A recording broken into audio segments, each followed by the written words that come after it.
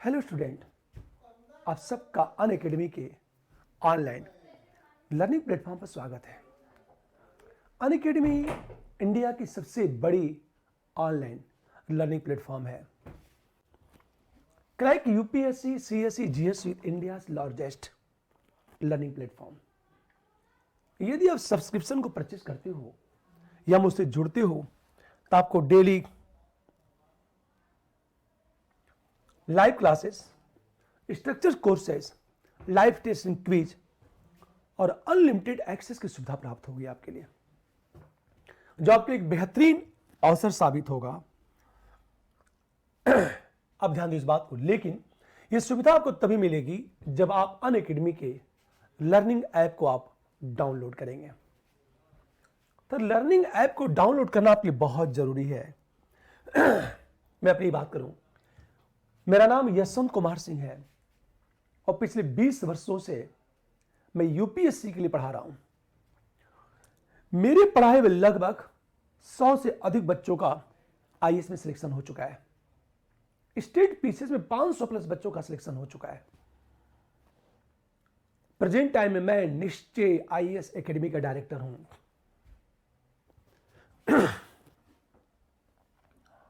यदि आप अनअकैडमी के ऑनलाइन लर्निंग प्लेटफॉर्म से जुड़ते हैं तो आपको इंडिया के बेहतरीन टीचर से पढ़ने का मौका मिलेगा, जैसे मुराल पटेल, रोमन सैनी, प्रकाश कुमार, आयुष संघवी, आशीष मलिक जैसे टीचर से। अब सोचो जरा, इसमें बहुत सारे कोर्सेज उपलब्ध हैं। History, optional course, current affairs, Indian economy, art and culture. इस पर 2 तरह का कोर्स है, एक प्लस और दूसरा आइकॉनिक। देखो, आप प्लस की जो भी फीस हो, पर यदि आप निश्चय के रेफरल कोड का उपयोग करते हैं, निश्चय के रेफरल कोड का उपयोग करते हैं तो आपको 10% डिस्काउंट मिलेगा। आइकॉनिक की बात करें, आइकॉनिक फीस जो भी हो, आइकॉनिक की फीस प्लस से ज्यादा है। कारण यह है कि आइकॉनिक में पर्सनल कोच, डेली मेन से quiz answer practice, study planner की सुविधा उपलब्ध होती है, जो प्लस में नहीं है। पर यदि आप निश्चय के रेफरल कोड का उपयोग करते हैं तो यहां भी आपको 10% डिस्काउंट मिलेगा। यहां ऑप्शनल कोर्स की सुविधा उपलब्ध है, हर तरह के ऑप्शनल कोर्स की सुविधा उपलब्ध है। पर यदि आप यहां निश्चय के रेफरल कोड का उपयोग करते हैं तो यहां भी आपको 10% डिस्काउंट मिलेगा। अब ध्यान दो इस बात को, हम बात करते हैं नेशनल इनकम। एक नए टॉपिक की बात करेंगे हम लोग। आखिर नेशनल इनकम कहते किसे हैं? राष्ट्रीय आय का अर्थ क्या है? हमेशा ध्यान दो इस बात को। यह कहा जाता है, हम राष्ट्रीय आय कहते किसे हैं?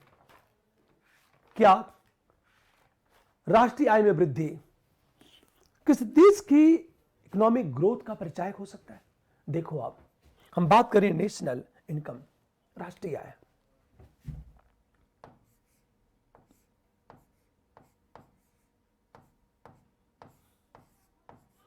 राष्ट्रीय आय,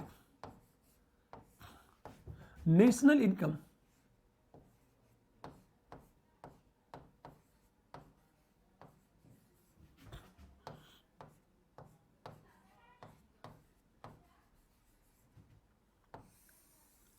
हम नेशनल इनकम की बात करें, हम राष्ट्रीय आय की बात करें।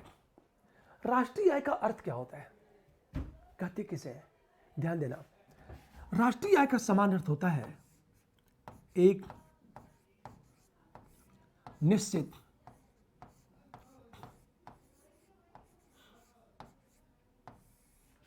वित्तीय वर्ष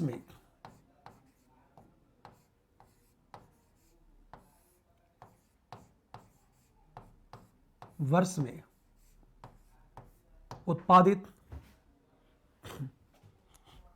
हमेशा ध्यान दो, उत्पादित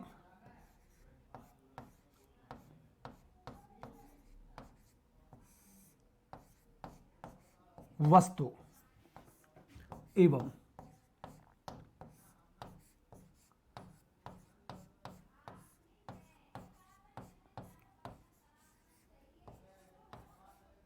हम सेवा के मूल्य की बात करें, उसे कहते हैं नेशनल इनकम कहते हैं। नेशनल इनकम का मतलब क्या होता है? एक निश्चित वित्तीय वर्ष में एक फिक्स्ड फाइनेंशियल ईयर है, उसमें उत्पादित वस्तु एवं सेवा का मूल्य होता है। दो बातें, एक निश्चित वित्तीय वर्ष का मतलब क्या होता है?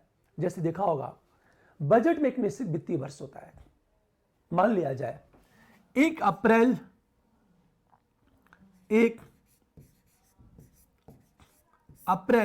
2020 से मान लिया जाए 30 मार्च या महीने का जो भी अंत हो 2021, ये एक निश्चित वित्तीय वर्ष है। ये वित्तीय वर्ष है। इसका मतलब ये है 1 अप्रैल के बाद अगले साल मार्च के अंत तक ये वित्तीय वर्ष है। इस वित्तीय वर्ष में जो वस्तु का उत्पादन होता है और सेवा का उत्पादन होता है। देखो आप, एक निश्चित वित्तीय वर्ष में उत्पादित वस्तु सेवा का मूल्य होता है, और वित्तीय वर्ष में क्या फाइनेंशियल ईयर कहते हैं उसे, जिसकी शुरुआत 1 अप्रैल से होती है। उस वित्तीय वर्ष में उत्पादित वस्तु और सेवा का मूल्य होता है। ये हमेशा ध्यान दो इस बात को। अब देखो आप, दूसरी चीज मैंने क्या कहा आपसे, इसी वित्तीय वर्ष की बात करेंगे, हम सेवा के मूल्य की बात करेंगे।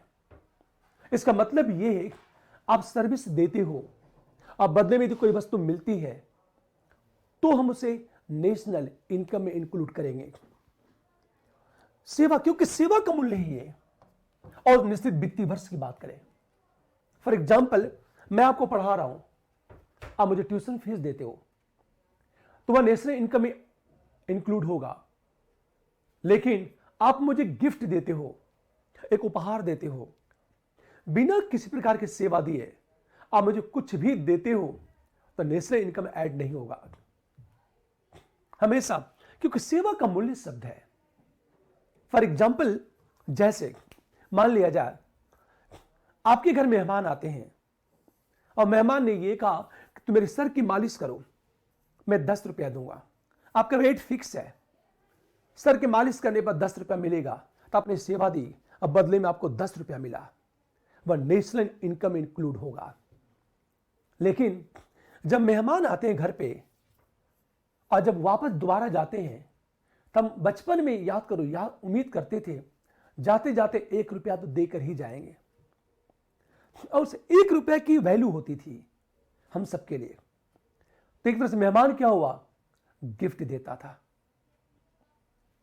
अब देखो आप, जो मेहमान 1 रुपये गिफ्ट देता था वो क्या है, गिफ्ट है, बिना किसी प्रकार की सेवा दिए जो गिफ्ट है वह नेशनल इनकम में इंक्लूड नहीं होगा।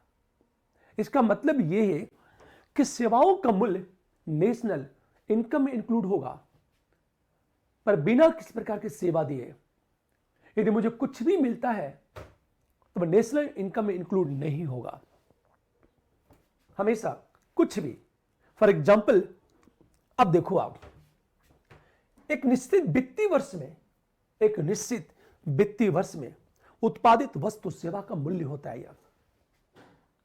इसका मतलब यह है कि एक फाइनेंशियल ईयर है, इसमें जो उत्पादन होगा उसके मूल्य को हम उस वर्ष के नेशनल इनकम में इंक्लूड करेंगे। इसका मतलब है इस वित्तीय वर्ष में जो उत्पादन होगा उस वित्तीय वर्ष में जो उत्पादन होगा, हम उसके मूल्य को उस वर्ष के नेशनल इनकम में इंक्लूड करेंगे। इसका मतलब है इस वित्तीय वर्ष से पहले जो कुछ उत्पादन हो रहा है हम उसे नेशनल इनकम में इंक्लूड नहीं करेंगे उस वित्तीय वर्ष के। फॉर एग्जाम्पल, मान लिया जाए 1 अप्रैल 2020 है और 30 मार्च 2021 की बात करें, इस वित्तीय वर्ष में मुझे नेशनल इनकम की गणना करनी है। हमेशा ध्यान दो इस बात को, नेशनल इनकम की गणना करनी है तो होगा क्या होगा, ये जो नेशनल इनकम है ना, हमेशा ध्यान दो, जो नेशनल इनकम है, बिल्कुल इसी वित्तीय वर्ष में उत्पादित वस्तु सेवा का मूल्य जोड़ेगा वो। इसका मतलब क्या है कि नेशनल इनकम में उन्हीं सेवाओं का मूल्य जुड़ेगा जो हम सेवा देते हैं। फॉर एग्जाम्पल, जैसे एक एग्जाम्पल देखो आप, जब सेवाओं के मूल्य की बात करते हैं तो मैंने क्या कहा, सेवा का मूल्य जोड़ा जाता है।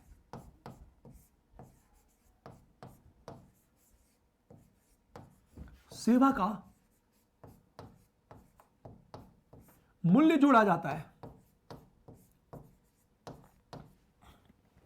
अर्थात इसका मतलब क्या चीज है, इसका मतलब यह है बिना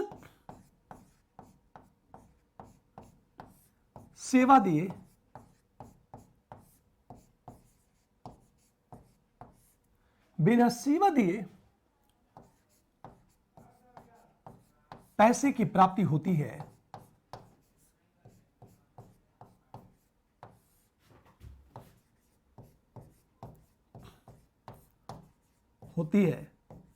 तो वह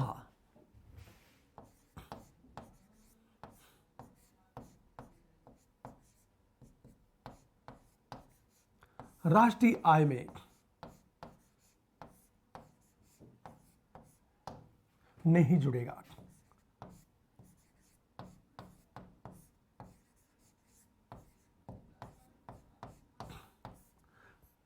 हमेशा ध्यान दो इस बात को, मैंने कहा सेवा का मूल्य जोड़ा जाता है। बिना सेवा दिए, बिना किसी प्रकार की सेवा दिए पैसे की जो प्राप्ति होती है वह राष्ट्रीय आय में नहीं जुड़ेगा। हमेशा ध्यान दो इस बात को, बिना सेवा दिए जो पैसे की प्राप्ति होती है वह नेशनल इनकम में इंक्लूड नहीं होगा। फॉर एग्जाम्पल, जैसे हम एग्जाम्पल दें उपहार, जैसे किसी ने मुझे गिफ्ट में 100 रुपया दिया, मेहमान आए वो आपको 100 रुपया दे दिए, तो जो मेहमान आपको 100 रुपया देते हैं वो आपके नेशनल इनकम में इंक्लूड नहीं होगा। हमेशा ध्यान दो, मैंने कहा बेरोजगारी भत्ता,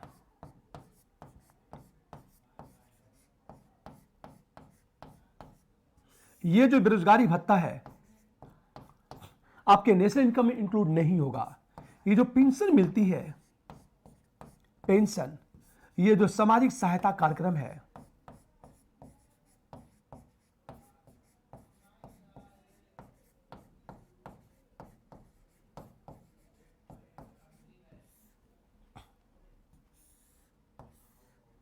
कार्यक्रम में वृद्धावस्था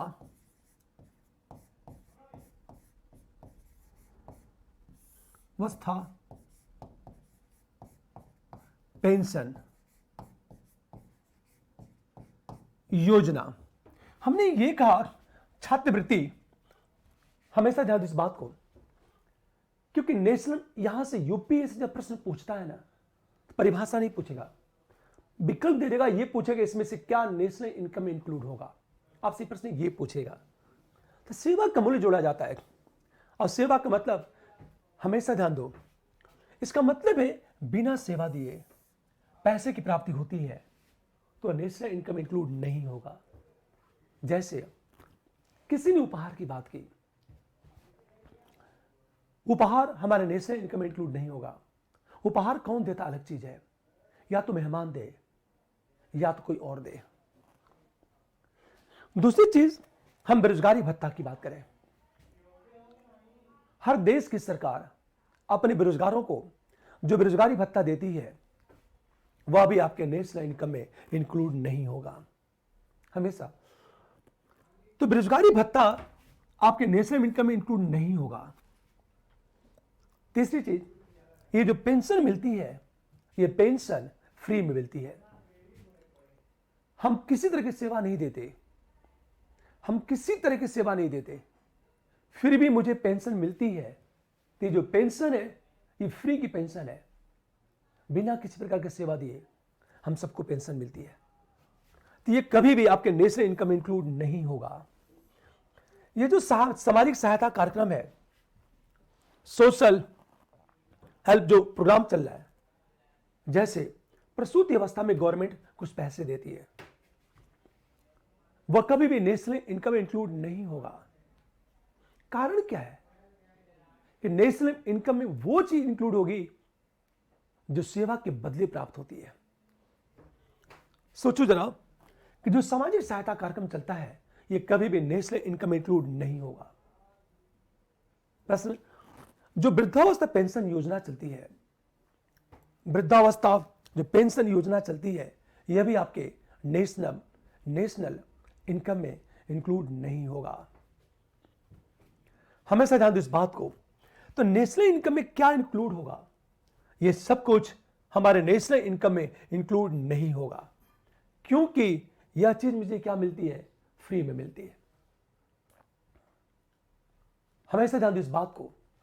दूसरी चीज देखा होगा, मैंने यह कहा कि राष्ट्रीय आय में ऐसे मूल्य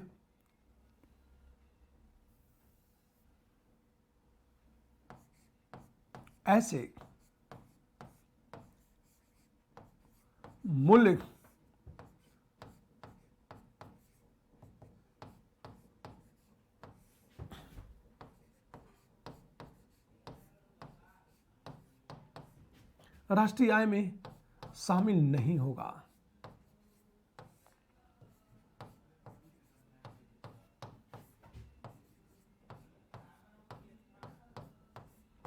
जैसे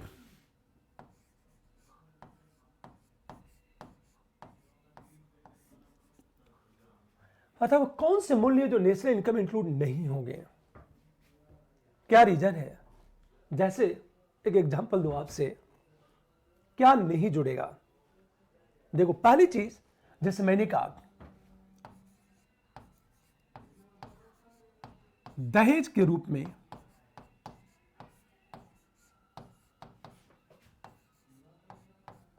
प्राप्त राशि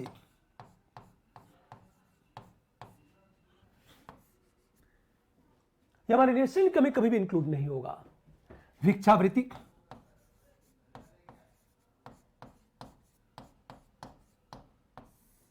वेश्यावृत्ति,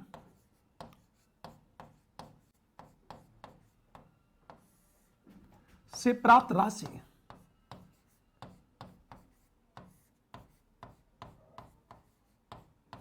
यह हमारे नेशनल इनकम में इंक्लूड नहीं होगा।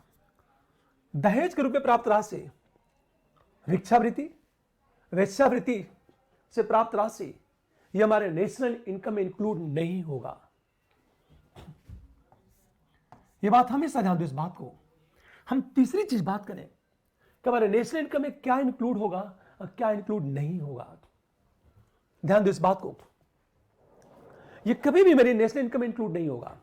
जैसे मैंने कहा, बाल श्रम,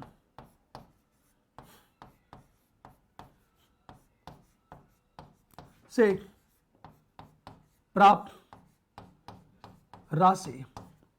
अगली चीज, तस्करी से प्राप्त राशि।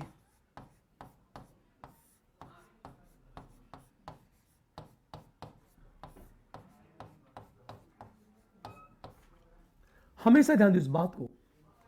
सिंपल चीजें देखा जाए, कर की चोरी और जो टैक्स की चोरी करते हो वो नेशनल इनकम इंक्लूड नहीं होगा।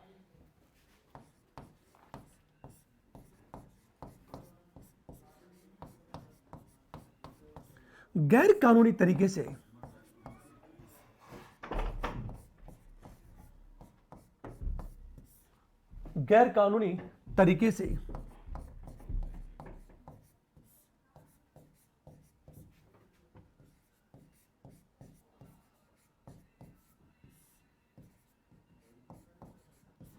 जो अर्जित आय है वह कभी भी हमारे नेशनल इनकम इंक्लूड नहीं होगा।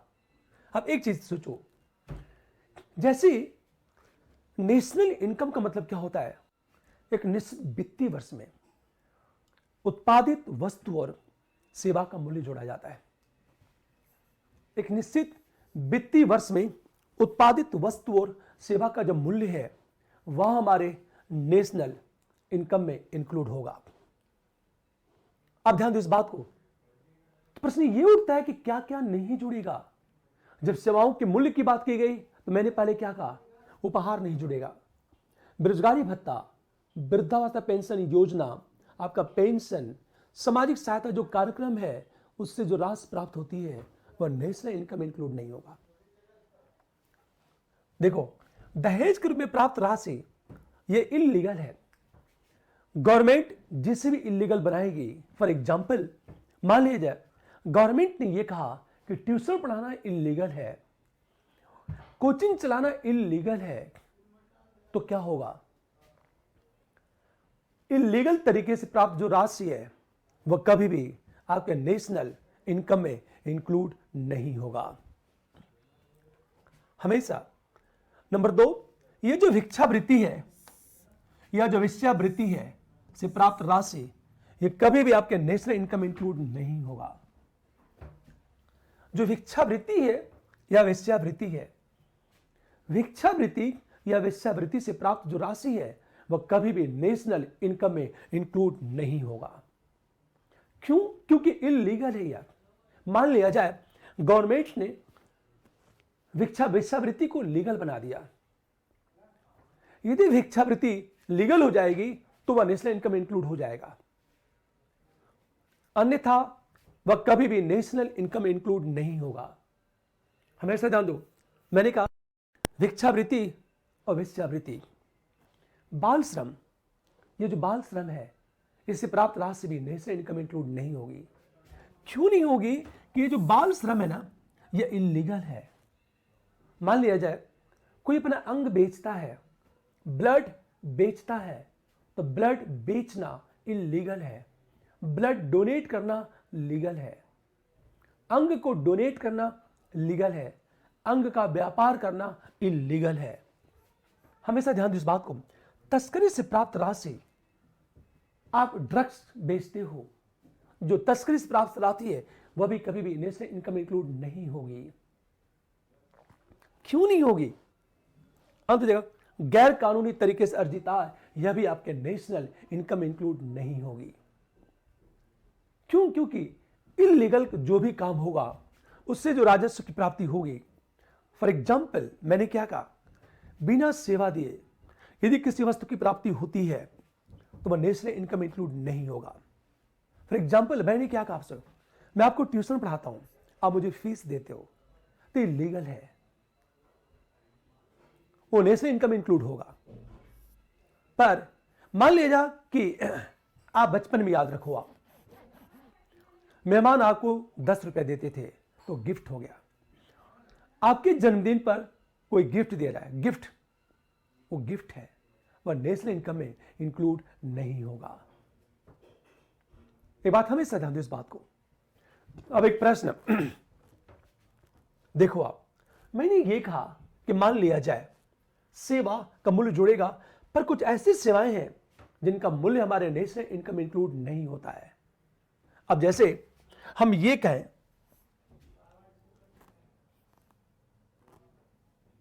हमेशा ध्यान दो इस बात को, जैसे हम ये बातें करें,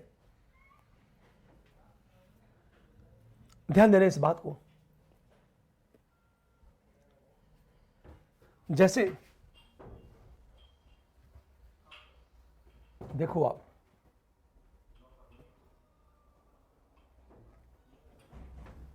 सेवा का मूल्य मैंने ये कहा,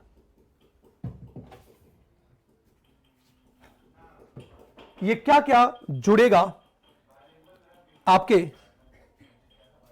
गुड।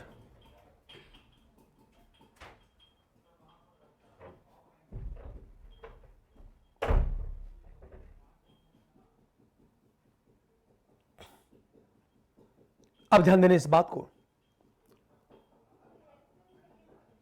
अब मैंने क्या कहा आपसे, क्या जुड़ेगा और क्या नहीं जुड़ेगा आपके नेशनल इनकम में।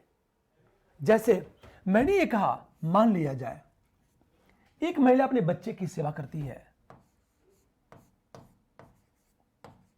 महिला द्वारा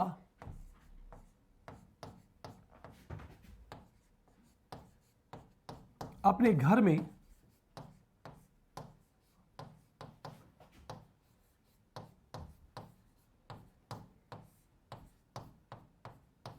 भोजन बनाना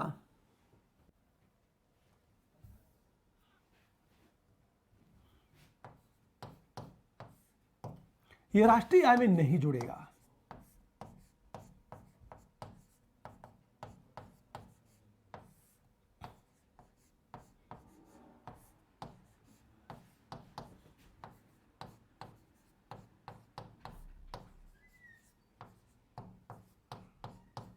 हमेशा चला दो। लेकिन यह कहा जाए दूसरों के घर में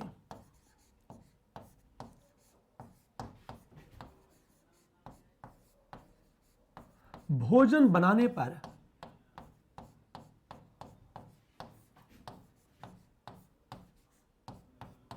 प्राप्त वेतन, हमेशा ध्यान दो, प्राप्त वेतन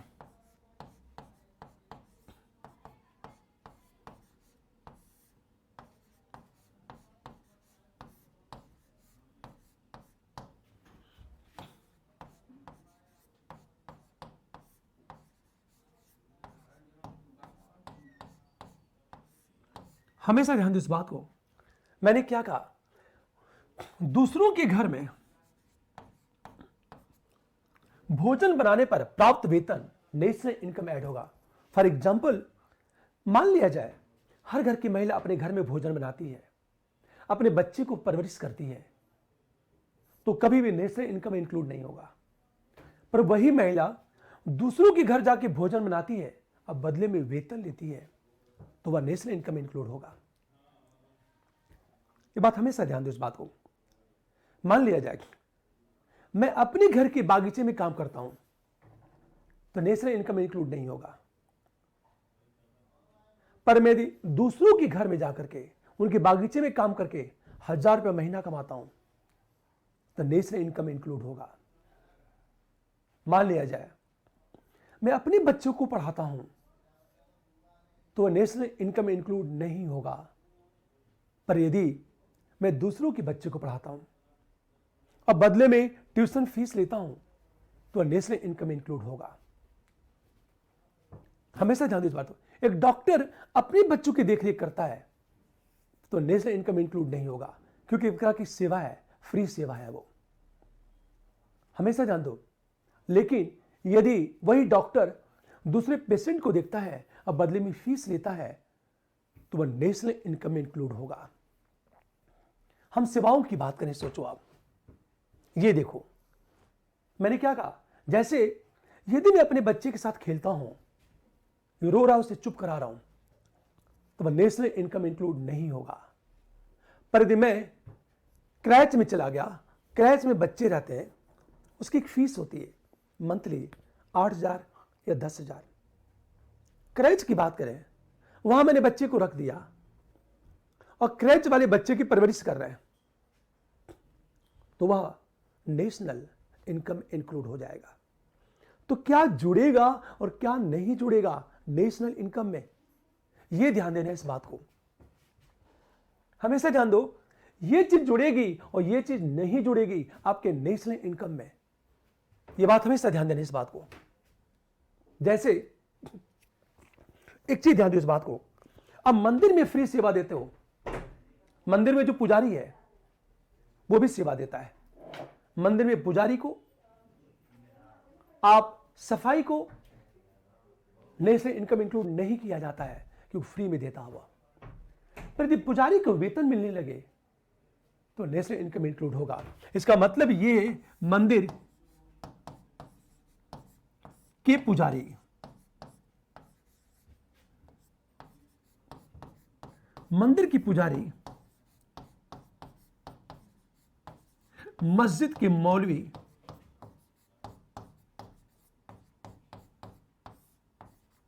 द्वारा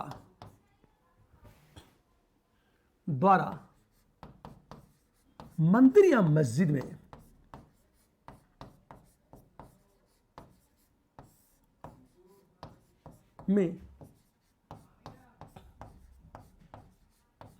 हमेशा मंदिर की पुजारी, मस्जिद के मौलवी द्वारा मंदिर या मस्जिद में दी गई सेवा को राष्ट्रीय आय में नहीं जोड़ा जाता है।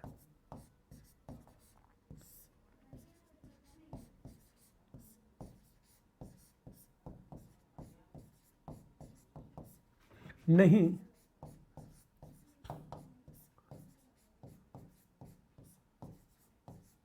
ये बात हमेशा ध्यान दो इस बात को।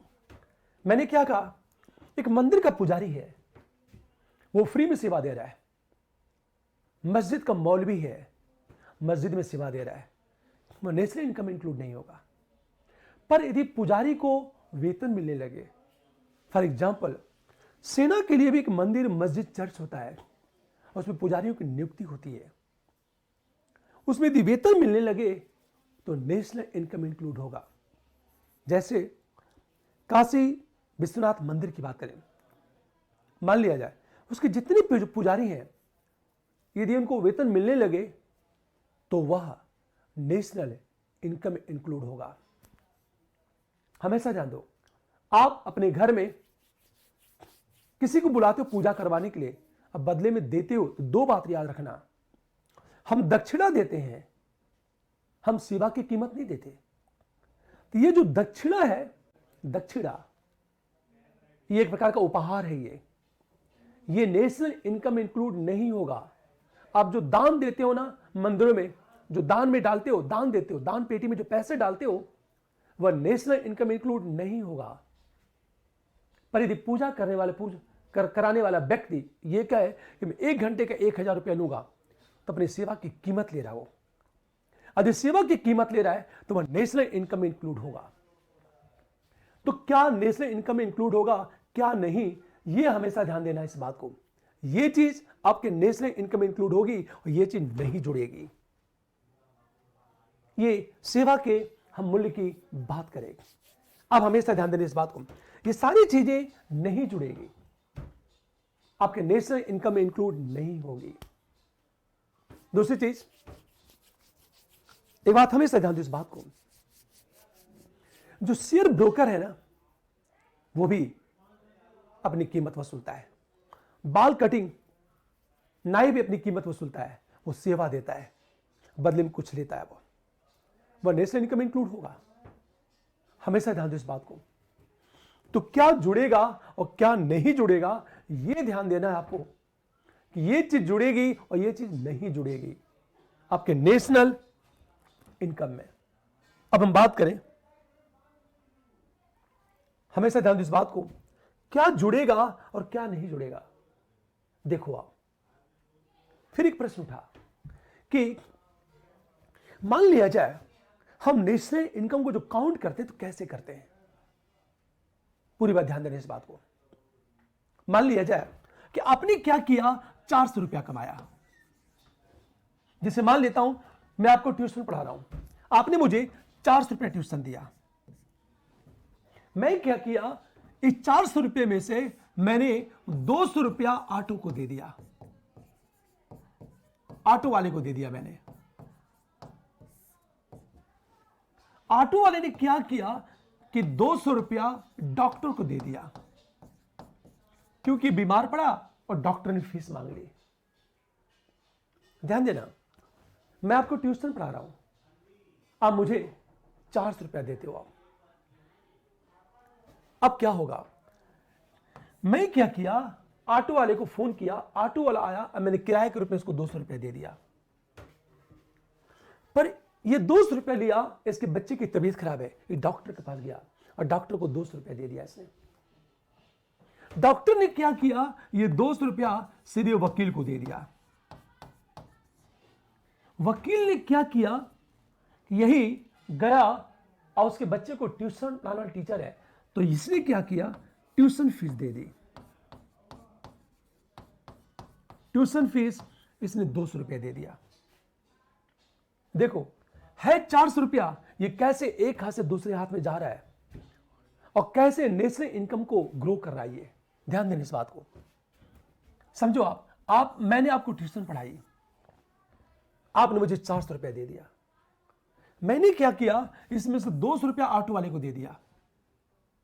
ऑटो वाले ने क्या किया, डॉक्टर ने सेवा दी, इस ऑटो वाले के बच्चे की तबीयत खराब है, अब इसने क्या किया, डॉक्टर को 200 रुपया फीस दे दिया। डॉक्टर ने क्या किया, 200 रुपया वकील को फीस दे दिया। अब वकील ने क्या किया, वो 200 रुपया लिया और ट्यूशन फीस दे दिया। अब नेशनल इनकम देखो कितना हो गया 4, क्योंकि नेशनल इनकम में सेवा का मूल्य जुड़ता है। पैसा एक ही है, पर एक हाथ से दूसरे हाथ में कैसे वह ट्रांसफर हो रहा है वो। ध्यान से सुनो इस बात को। 400 रुपया प्लस 200 रुपया 600, 200 800, 200 1000 और 200 1200 रुपया। अब आपका नेशनल इनकम कितना हो गया 1200 रुपया हो गया। नेशनल इनकम कितना हो गया 1200 रुपया हो गया, मान लिया जाए। अब देखो सारे पैसे, क्योंकि हर कोई सेवा दे रहा है और नेशनल इनकम में सेवा का मूल्य जुड़ता है, तो देखो कैसे सेवा का मूल्य जुड़ता चला गया। अब 1200 रुपया हो गया। मान लिया जाए ये जो 200 रुपया है, इसने क्या किया 100 रुपया वेश्यावृत्ति में खर्च कर दिया।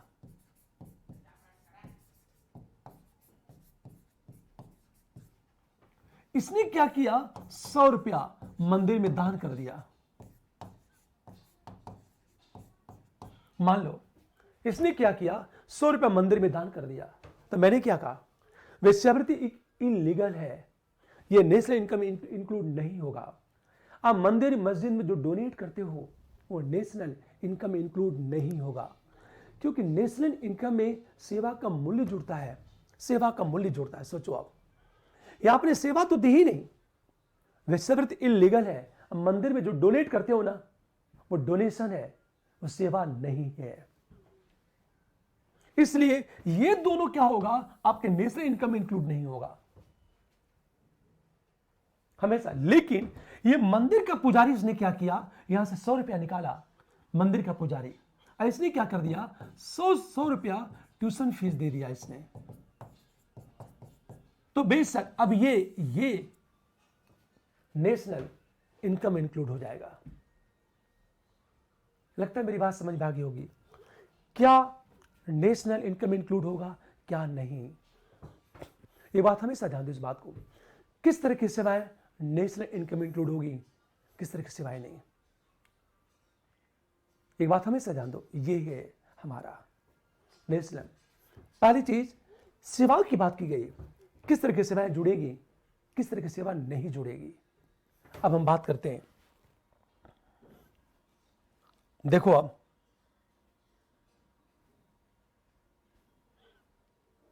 मैंने क्या कहा, जैसे अब मैं बात करता हूं कि अक्सर देखा होगा उत्पाद का मूल्य जोड़ा जाता है।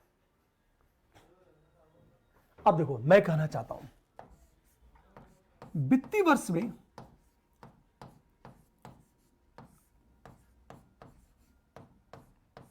में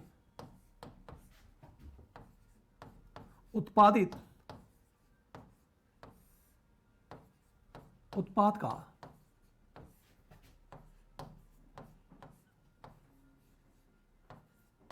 मूल्य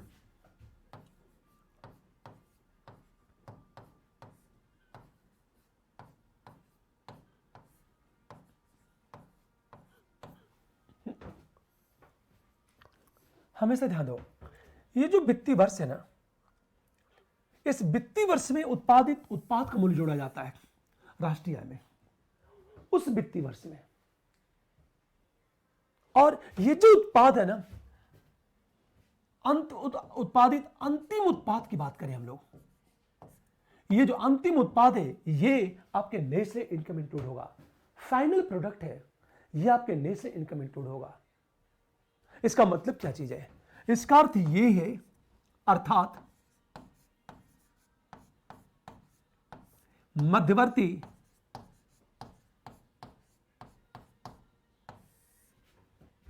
वस्तुएं राष्ट्रीय आय में नहीं जुड़ेगी।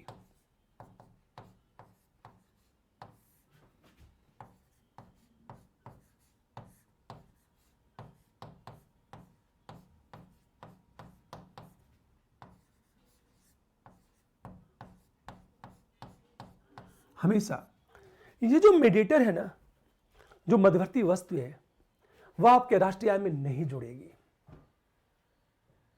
बात हमेशा ध्यान दो इस बात को, ये कभी भी नेशनल इनकम इंक्लूड नहीं होगा। मतलब फॉर एग्जाम्पल देखो कैसे, मैं एग्जाम्पल लेता हूं। मान लीजिए एक किसान ने क्या किया, कोई किसान है, देखो इसने क्या किया, 25 केजी आलू का उत्पादन किया। लेकिन इसने क्या किया, इस 25 केजी आलू का उत्पादन किया, उत्पादन, और 1 किलो आलू की कीमत 10 रुपया है, तो 25 केजी आलू की कीमत कितनी होगी, 250 रुपया। वह आपके नेशनल इनकम में इंक्लूड हो जाएगा। हमेशा ध्यान दो इस बात को। लेकिन ये जो किसान 25 केजी आलू की हम बात करें, ध्यान से सुनिए इस बात को। पता है इसने ये किया, 10 केजी आलू स्वयं खाने के लिए रख लिया।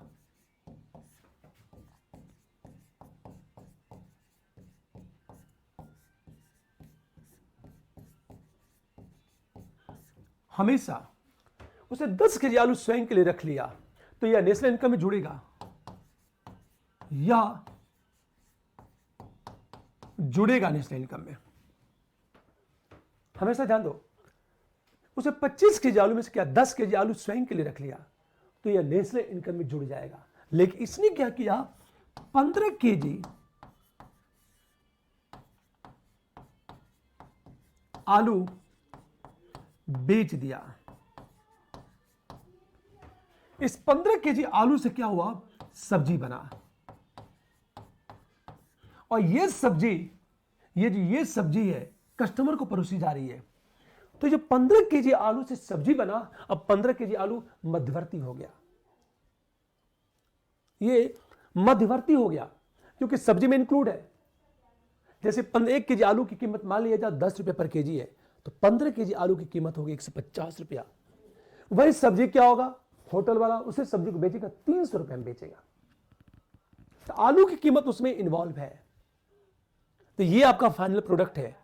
ये जो फाइनल प्रोडक्ट है ये जुड़ेगा नेशनल इनकम में, ये नहीं जुड़ेगा। मान लिया जाए आपने सब्जी की बात करी, यदि सब्जी बना करके इसी सब्जी को समोसे बनाया जा रहा है, हमेशा इसी सब्जी से क्या हो रहा है, समोसे का निर्माण हो रहा है। मान लो यदि इस सब्जी से समोसे का निर्माण होगा, तो फिर अब ये सब्जी, जैसे सब्जी बनी, सब्जी को क्या कर दिया गया, अंदर भर करके समोसा बना दिया गया या आलू का पराठा बना दिया गया। तो सब्जी जो है मध्यवर्ती वस्तु हो गई, यह फाइनल प्रोडक्ट नहीं है। तब हमारा समोसा फाइनल प्रोडक्ट है। अब हमारा समोसा जुड़ेगा नेशनल इनकम में, ये नहीं जुड़ेगा। मान लिया जाए इस समोसे से क्या हो रहा है, ब्रेड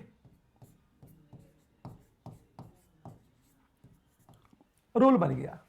मान लो ब्रेड रोल बन गया, क्योंकि समोसे को क्या किया, रोटी में लपेट कर ब्रेड रोल बना दिया गया, बेचा जा रहा है। तो ये मध्यवर्ती वस्तु हो गई समोसा। तब ये हमारे नेशनल इनकम में नहीं जुड़ेगा, क्योंकि अब कस्टमर के थाली में क्या जाएगा, ब्रेड रोल जाएगा। फाइनल प्रोडक्ट का मतलब क्या होता है कि कस्टमर जिसे भी यूज करने वाला है वो है आपका फाइनल प्रोडक्ट। अब समोसा मध्यवर्ती वस्तु हो गई।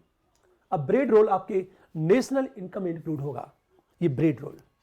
तो ये आपका क्या होगा, नेशनल इनकम में इंक्लूड होगा। मान लिया जाए इस ब्रेड रोल को उसने क्या किया, छोटे छोटे भागों में काट करके इसने सब्जी बना दी।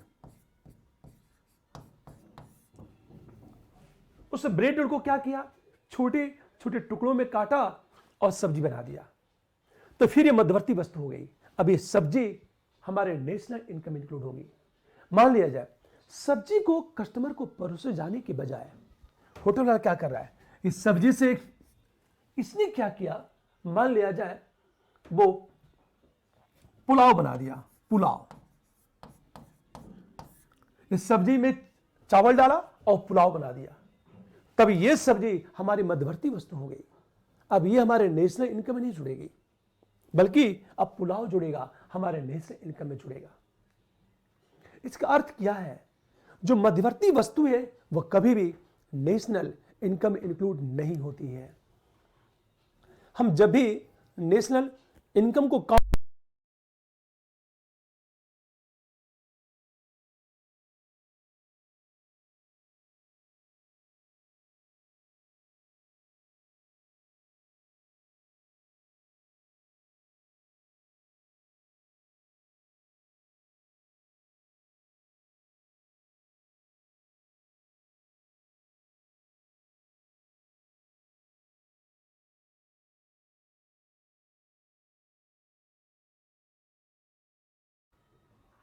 हाँ देखो आप पूरी बात ध्यान देने इस बात को, ये आपका पुलाव फाइनल प्रोडक्ट है। ये चूंकि पुलाव आपका फाइनल प्रोडक्ट है तो ये आपके नेशनल इनकम इंक्लूड होगा। तो नेशनल इनकम में क्या इंक्लूड होगा ये ध्यान दो इस बात को। इसका अर्थ क्या है, मध्यवर्ती वस्तु कभी भी आपके नेशनल इनकम में इंक्लूड नहीं होगी। अब देखो सिंपल चीज बताए हैं, इसका मतलब क्या चीज है, इसका मतलब ये कि मध्यवर्ती वस्तु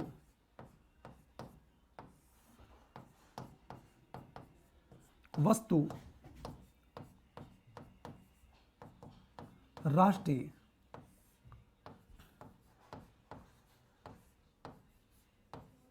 में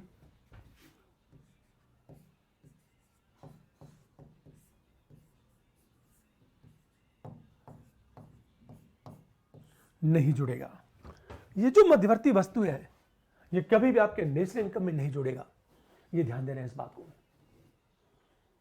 क्लियर? लगता है मेरी बात समझ में आ गई होगी आपको। अब एक चीज सोचो जरा, जैसे एक छोटा सा एग्जांपल लेता हूं मैं आपसे। मान लो कोई होटल वाला है,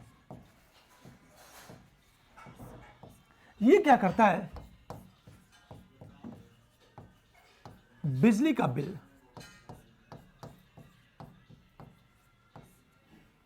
आपको मान लिया जाए ये बिजली की सप्लाई करता है, तो जब रूम का किराया निर्धारित करता है तो उसमें स्वीपर, कमरे का रेंट, बिजली का बिल, एसी का चार्ज सब उसमें इंक्लूड होता है। फॉर एग्जाम्पल मान लिया जाए कोई होटल का रूम रेंट है, आप उसको 5,000 रुपया एक नाइट का देते हो आप। अब इसमें क्या होगा, आपका पता चला 1,000 रुपया का बिल होगा, बिजली बिल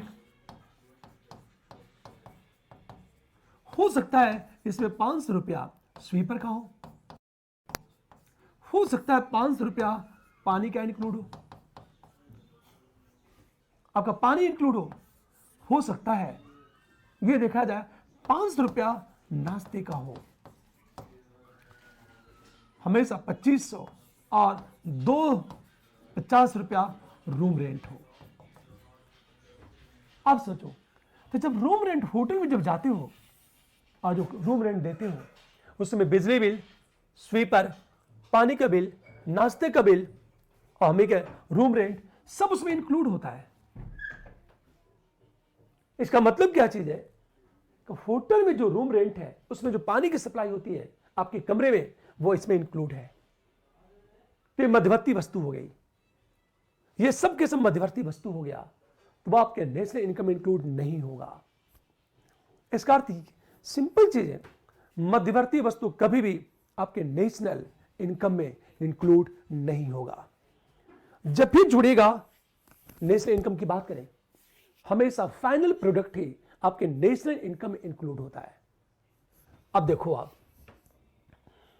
मैंने ये कहा किसी वस्तु की दो बार गणना नहीं होती है, एक ही बार गणना होगी। मतलब राष्ट्रीय आय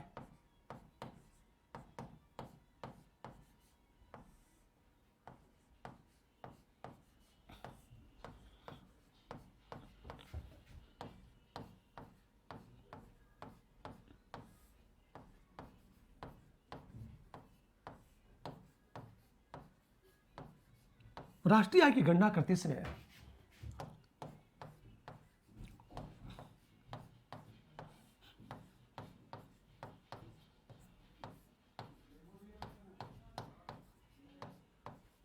किसी वस्तु की दो बार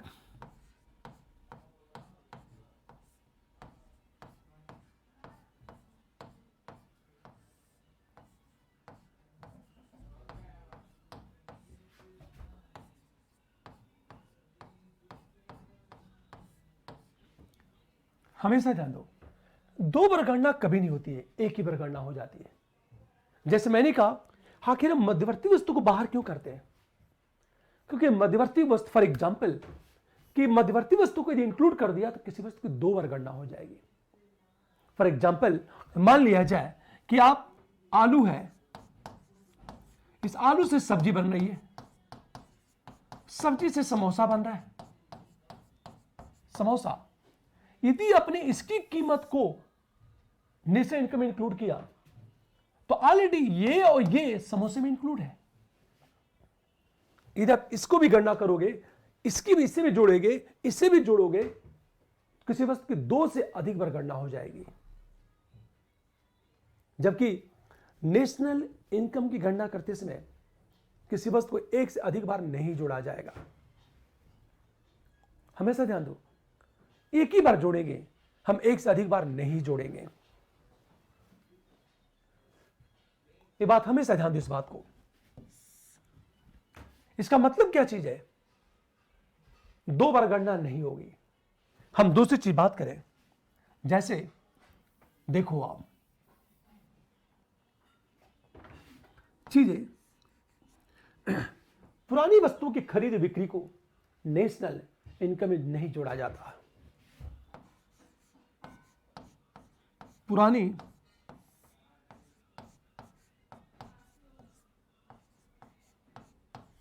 वस्तुओं की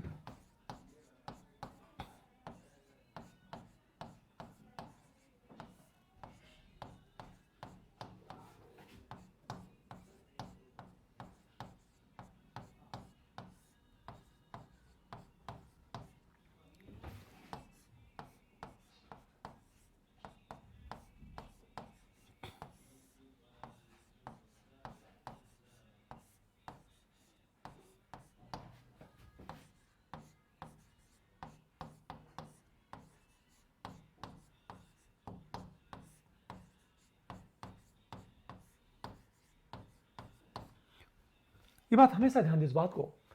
पुरानी वस्तुओं की खरीद बिक्री को राष्ट्रीय आय में नहीं जोड़ा जाता है। फॉर एग्जाम्पल, मान लिया जाए आपके पास कोई पुराना स्कूटर है, मान लिया जाए हमेशा मैं इसे बेच दिया 10,000 रुपए में, मैंने बेच दिया, तो ये जो 10,000 रुपए है ये नेशनल इनकम इंक्लूड नहीं होगा। क्यों? क्योंकि जो स्कूटर है, जिस वर्ष इसका उत्पादन हुआ उस वर्ष यह नेशनल इनकम में इंक्लूड हो चुका है। हमेशा ध्यान दो, मैंने क्या कहा, ये जो स्कूटर है मैं इसे 10,000 रुपए में बेच दिया, मेरा पुराना स्कूटर है, तो ये कभी भी नेशनल इनकम में इंक्लूड नहीं होगा। क्यों? क्योंकि जिस वित्तीय वर्ष में स्कूटर का उत्पादन हुआ था उस वित्तीय वर्ष में यह नेशनल इनकम में इंक्लूड हो चुका है। और राष्ट्रीय आय की गणना करते समय किसी वस्तु की दो बार गणना नहीं करनी है। इसलिए जितनी भी पुरानी चीजें हैं वो कभी भी आपके नेशनल इनकम में इंक्लूड नहीं होगी। अगला प्रश्न, हमेशा ध्यान दो, जो कबाड़ लोग होते हैं, कबाड़ की बात करें,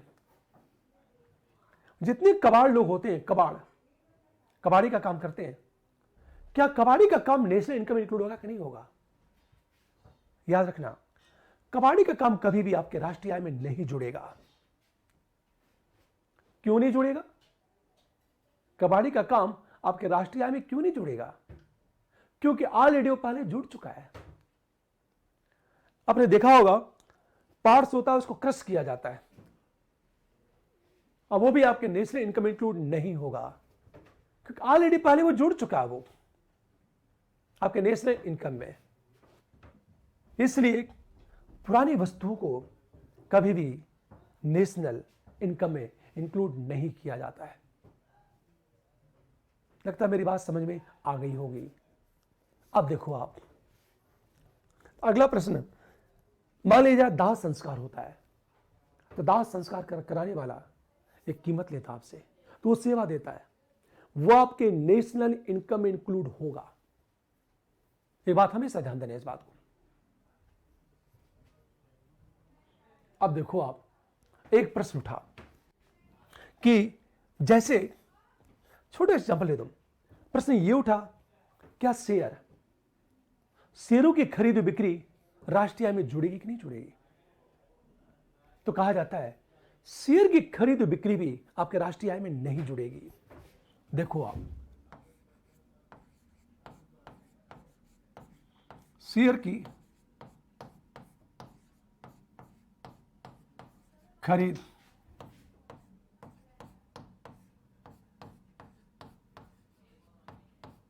बिक्री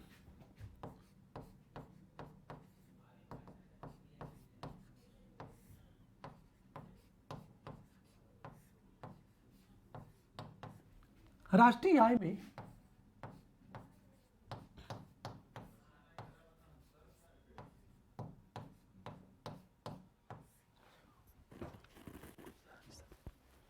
हमेशा ध्यान दो इस बात को, शेयर की खरीद में बिक्री आपके राष्ट्रीय आय में नहीं जुड़ेगा, हमेशा वो कभी नहीं जुड़ेगा, आपके नेशनल इनकम में कभी नहीं जुड़ेगा। वो कारण क्या है? क्योंकि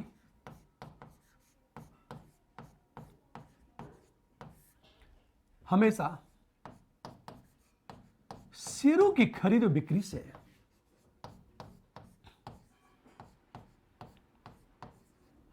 खरीद एवं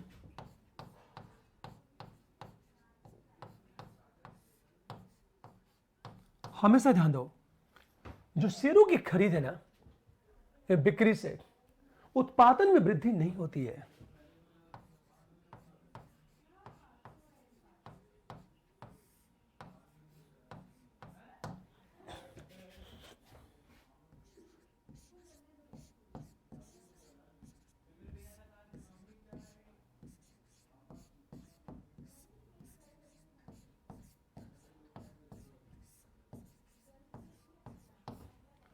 ये देखो आप प्रश्न कैसे पूछा जाएगा यूपीएससी में, क्या जुड़ेगा और क्या नहीं जुड़ेगा। फॉर एग्जाम्पल एक मैं प्रश्न उठाता हूं, राष्ट्रीय आय में जुड़ेगा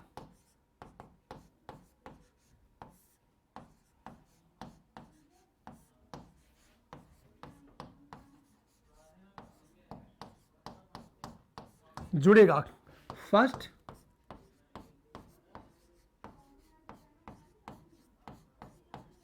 वेश्यावृत्ति एवं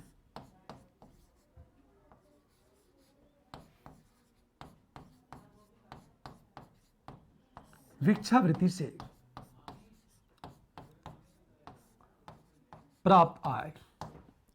हम नंबर 2 की बात करें, ट्यूशन फीस एवं रेल का किराया।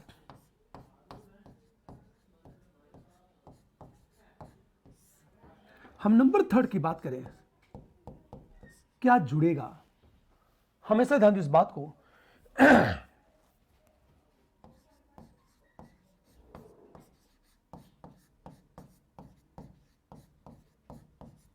कर्मचारी का वेतन।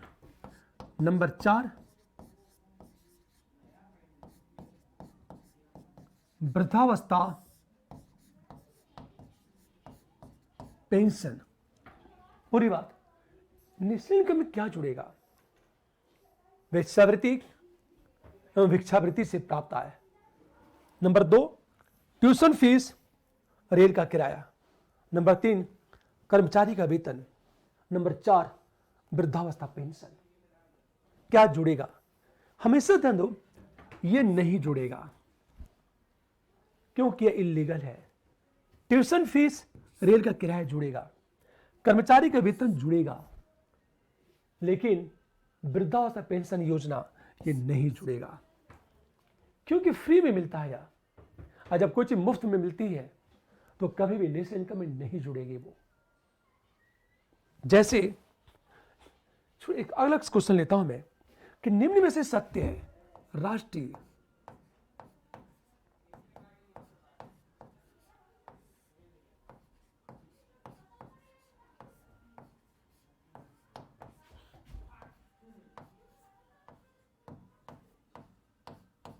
जुड़ेगा। क्या जुड़ेगा? फर्स्ट देखो आप, हमेशा क्या जुड़ेगा, क्या नहीं जुड़ेगा।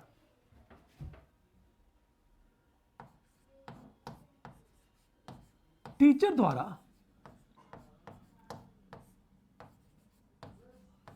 अपने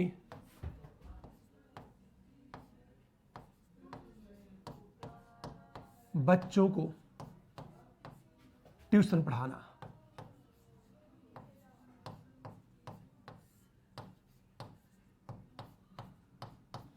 नंबर 2 की बात करें, मंदिर में दिया गया दान।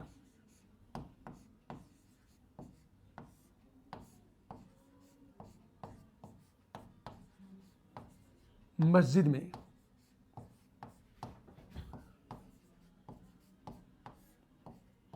दिया गया दान। हम थर्ड की बात करें, पुरानी स्कूटर की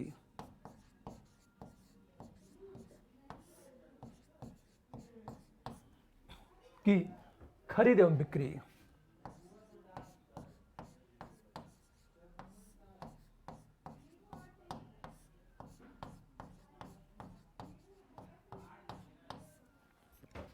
हम नंबर 4 की बात करें, हमेशा पुरानी स्कूटर खरीद और बिक्री, ये कभी भी नेशनल इनकम इंक्लूड।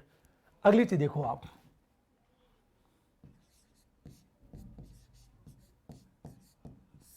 शेयरों की खरीद एवं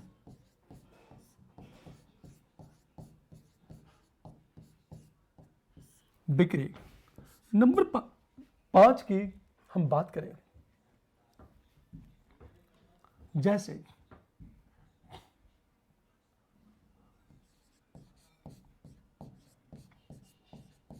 ऑटो वाले को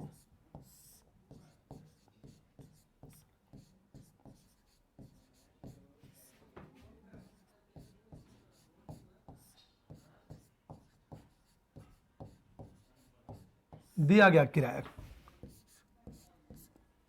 की बात करें,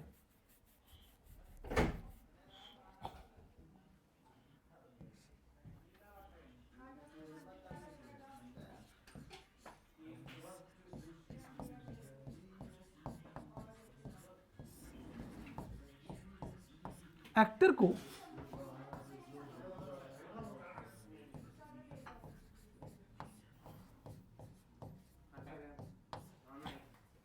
अब ध्यान से सुनो इस बात को, नेशनल इनकम में जुड़ेगा, क्या जुड़ेगा और क्या नहीं जुड़ेगा।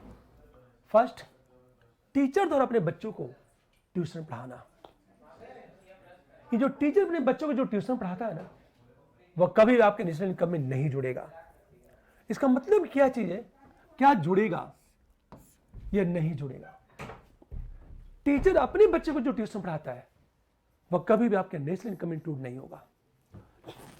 कारण क्या है, क्यों नहीं जुड़ेगा। हमेशा ध्यान दें इस बात को, अपने बच्चों को मंदिर मस्जिद में दिया गया दान यह नहीं जुड़ेगा। ये हम लोग पढ़ चुके हैं। पुरानी स्कूटर की खरीद बिक्री यह नहीं जुड़ेगा। क्यों नहीं जुड़ेगा, क्योंकि ऑलरेडी इसकी एंट्री हो चुकी है, यह जुड़ चुका है। और जब नेशनल इनकम की गणना करते हैं, किसी वस्तु को एक से अधिक बार नहीं जोड़ा जाता है, तो दोहरी जो है गणना से बचना प्राइमरी है। शेयरों की खरीद बिक्री ये नहीं जुड़ेगा, लेकिन ऑटो वाले को दिया गया किराया यह जुड़ेगा। फिल्म एक्टर को दिया गया वेतन यह जुड़ेगा। हमेशा ध्यान दो, क्या जुड़ेगा और क्या नहीं जुड़ेगा, यह ध्यान देना इस बात को। हमेशा, जैसे मैंने कहा, टीचर अपने बच्चों को ट्यूशन पढ़ाता है, डॉक्टर अपने बच्चे का इलाज करता है, इंजीनियर अपने घर की डिजाइन बना रहा है। यदि वो अपने घर की डिजाइन बनाता है तो कभी भी आपके नेशनल इनकम में इंक्लूड नहीं होगा। एक बात हमेशा ध्यान दो इस बात को। जैसे मैं दूसरा क्वेश्चन देखता हूं, मैं आपसे क्वेश्चन देखा कि राष्ट्रीय आय में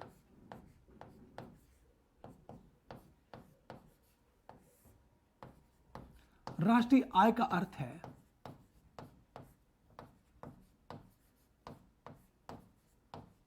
अर्थ है फर्स्ट,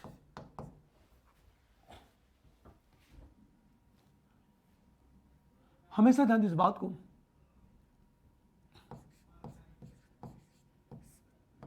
एक महीने में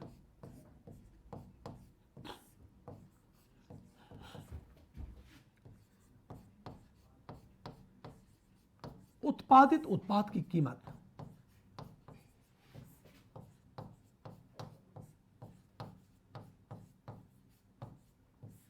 हम नंबर 2 की बात करें,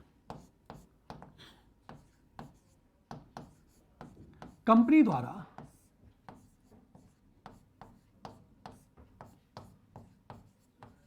किया गया निर्यात,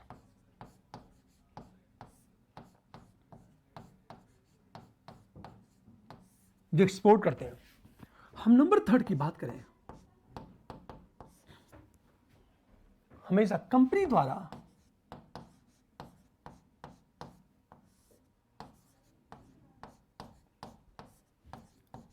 कर्मचारियों को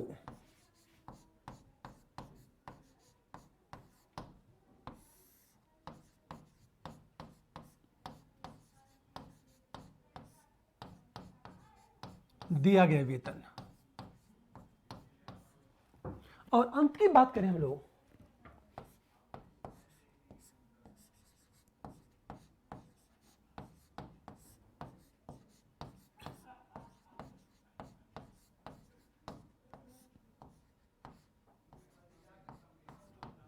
हमेशा ये 4 चीजें देखो आप।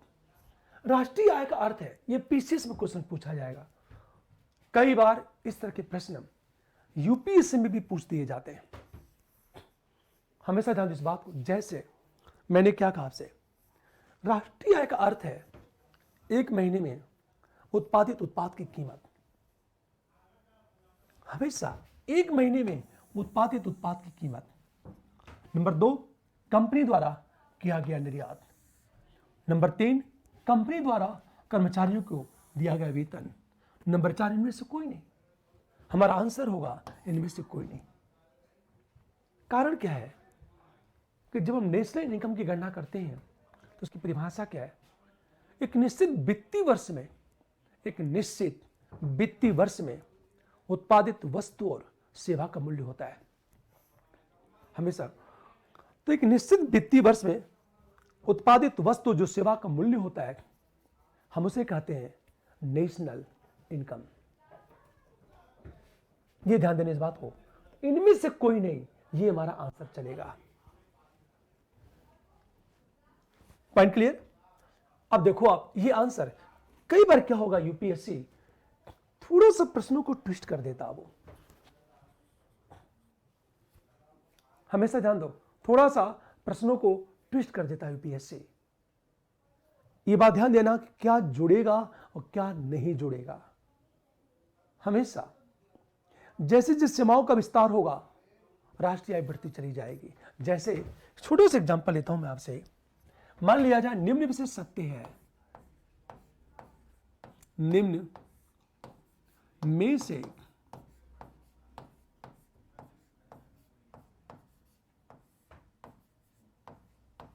सत्य है। फर्स्ट, निम्न में से सत्य है, फर्स्ट क्या है और क्या करना चाहिए। हमेशा जैसे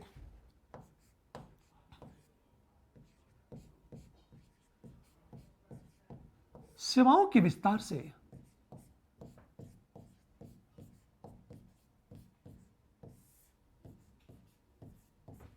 राष्ट्रीय आय में वृद्धि होती है।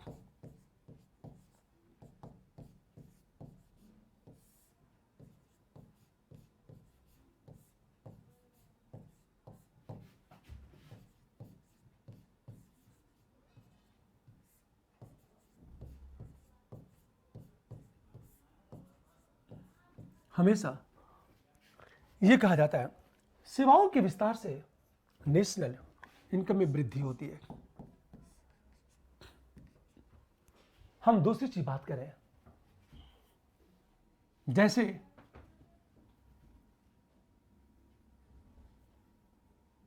कानूनी एवं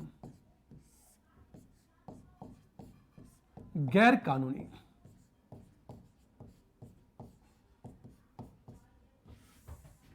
सेवा से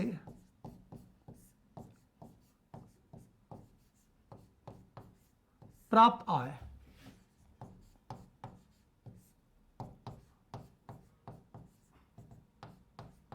राष्ट्रीय आय में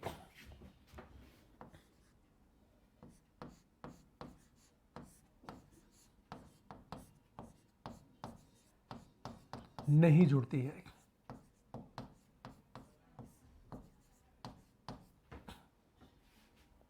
हमेशा ध्यान इस बात को, हम थर्ड की बात करें,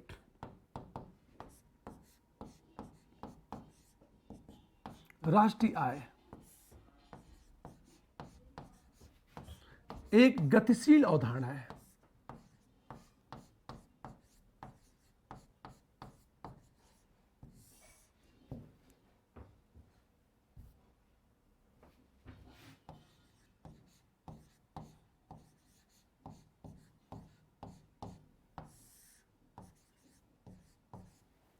और हम नंबर 4 की बात करें, हमेशा ध्यान दें इस बात को,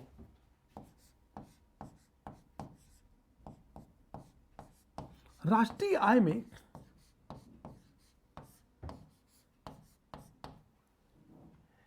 एक निश्चित वित्तीय वर्ष में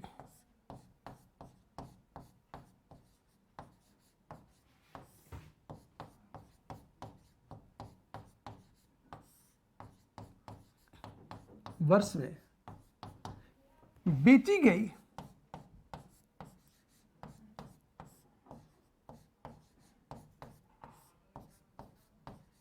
सभी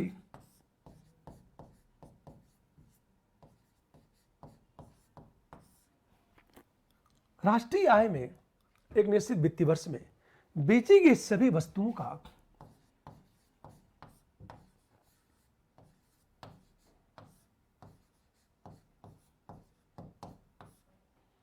जोड़ा जाता है। अब सोचो, निम्न में से सत्य है, क्या सत्य है और क्या होना चाहिए? सेवाओं के विस्तार से राष्ट्रीय आय में वृद्धि होती है। सेवाओं का विस्तार होगा, आपके नेशनल इनकम क्या होगी? बढ़ती जाएगी। यह विकल्प बिल्कुल सही है, क्योंकि जिस अनुपात में सेवाओं का विस्तार होगा उसी अनुपात में आपकी नेशनल इनकम क्या होगी? बढ़ती जाएगी।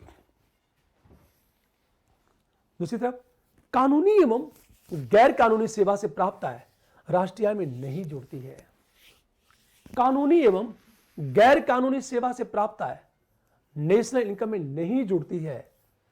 गैर कानूनी हमेशा कानूनी तो जुड़ेगी, पर गैर कानूनी शब्द है, दोनों एक साथ जोड़ दिया है। हमेशा ध्यान दो इस बात को, नहीं जुड़ती है क्योंकि गैर कानूनी शब्द है। तो बिल्कुल ये बिल्कुल सही है। लीगल तो जुड़ेगा पर इलीगल नहीं जुड़ता है। जैसे मैंने कहा, भिक्षावृत्ति, वेश्यावृत्ति, ये सब के सब इलीगल है, और इलीगल तरीके से जो हम सेवा अर्जित करते हैं वह कभी भी आपके नेशनल इनकम में इंक्लूड नहीं होता है। नंबर 3, राष्ट्रीय जो आय है एक गतिशील अवधारणा है। बिल्कुल, जो नेशनल इनकम है यह एक डायनेमिक कॉन्सेप्ट है, यह बिल्कुल सही है। हमेशा ध्यान दो इस बात को। तीसरा, चौथा, नेशनल इनकम में एक निश्चित वित्तीय वर्ष में बेची गई, एक निश्चित वित्तीय वर्ष। अब एक चीज, बेची गई शब्द है, हम लोग क्या पढ़ चुके हैं? उत्पादित। पुरानी वस्तुएं भी तो बेची जाती, जैसे एक साल पहले उत्पादन हुआ, हो सकता है एक साल बाद बिके वो। कंपनी वाले क्या करते हैं? कार का प्रोडक्शन तो कर देते हैं, बिकती है कितने साल बाद हो। देखो, नेशनल इनकम में क्या होगा?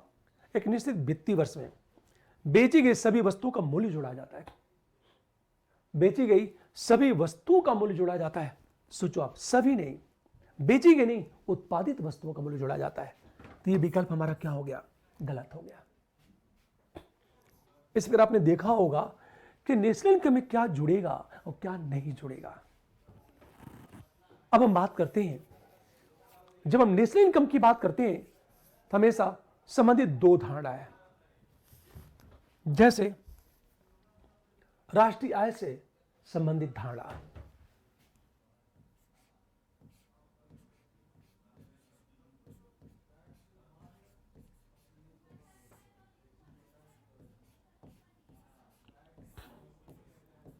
से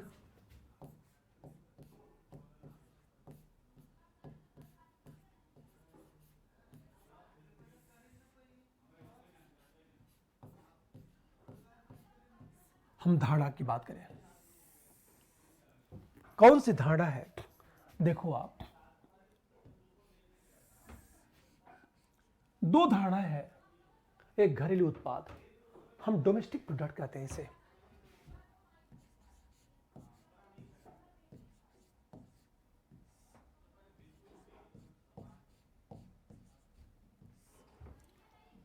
दूसरा है राष्ट्रीय उत्पाद।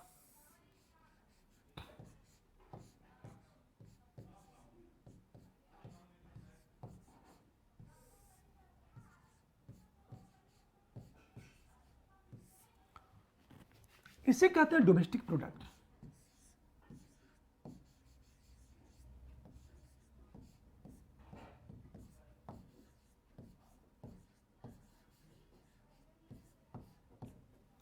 इसे कहते हैं नेशनल प्रोडक्ट।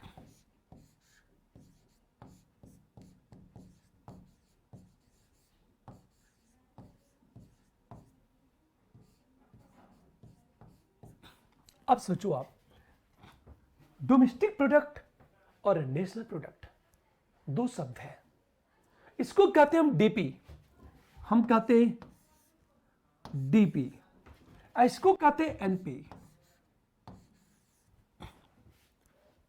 डीपी का मतलब क्या होता है? डीपी का समान अर्थ होता है आर्थिक सीमा के अंदर निवासी एवं गैर निवासी द्वारा उत्पादन। सिंपल चीज है, जब इसकी हम बात करते हैं ना तो इसका मतलब क्या होता है? कि आर्थिक सीमा के अंदर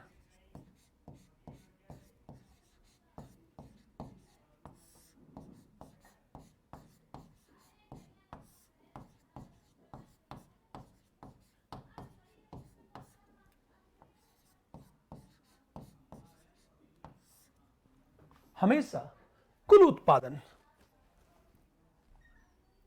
अंदर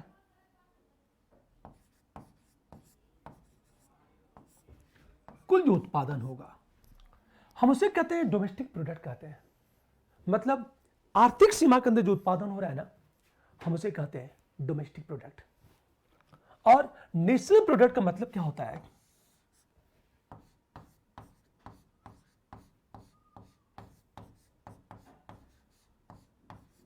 निवासियों द्वारा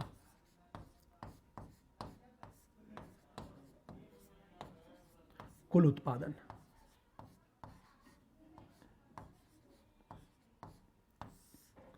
हमेशा ध्यान दो, तो दो चीज होगी, एक होगा डोमेस्टिक प्रोडक्ट, दूसरा होगा नेशनल प्रोडक्ट। डोमेस्टिक प्रोडक्ट में क्या होगा? आर्थिक सीमा के अंदर कुल उत्पादन। और नेशनल प्रोडक्ट का मतलब क्या होता है? निवासियों द्वारा कुल उत्पादन। इसका मतलब क्या है कि एक देश अपने घरेलू सीमा के अंदर जितना उत्पादन कर रहा है ना, टोटल जो प्रोडक्शन हो रहा है ना, हम उसे क्या कहते हैं? डीपी कहते हैं।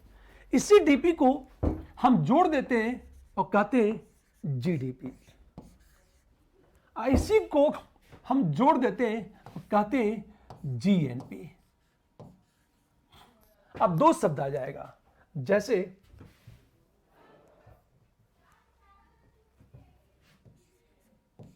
जीएनपी आ जाएगा।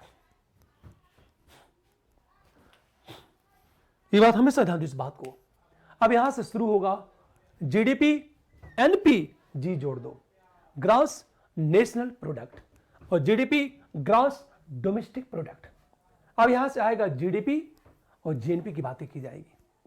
क्या जीडीपी है और क्या जीएनपी है, अब इसकी बातें हम लोग करेंगे, ठीक है। शेष बातें हम लोग